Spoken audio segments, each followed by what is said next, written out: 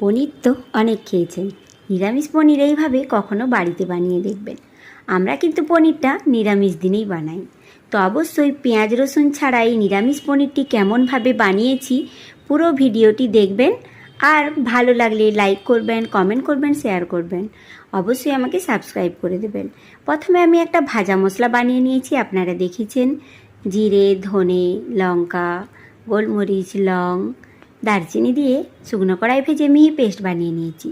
Capsicum আর tomato কেটে নিয়েছি, টমেটোর বীজগুলো কিন্তু আমি ফেলে দিয়েছি। এবার মিক্সিং জারে আমি কয়েকটা ধনেপাতার ডাঁটা, তাতে দিয়েছি এক টুকরো আদা, দুটো টমেটো আর একটা কাঁচা লঙ্কা, 7 থেকে 8টা কাজু বাদাম, আর দিয়েছি চারমগজ 1 চামচ। খুব ভালো মিহি পেস্ট বানিয়ে রেখে দিয়েছি। কড়াতে দিয়েছি সাদা তেল, ওই তেলের উপর পনির, কেটে রাখা পনির আর ক্যাপসিকাম টমেটো দিয়ে সামান্য নুন দিয়ে ভাজা মশলাটা 1 চামচ দিয়ে ভেজে তুলে রেখে দেব। এবার ওই কড়াতে আবার তেল দিয়ে পেস্ট করে রাখা মশলা, সামান্য একটু হলুদ গুঁড়ো, সামান্য নুন, কাশ্মীরি রেড চিলি পাউডার দিয়ে খুব ভালোভাবে কষিয়ে নেব।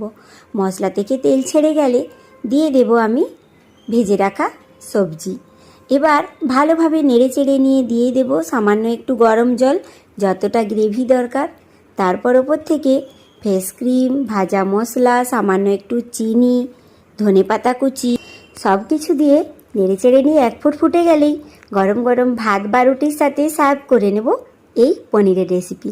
তো কেমন লাগলো অবশ্যই কিন্তু কমেন্ট বক্সে বলবেন। টাটা।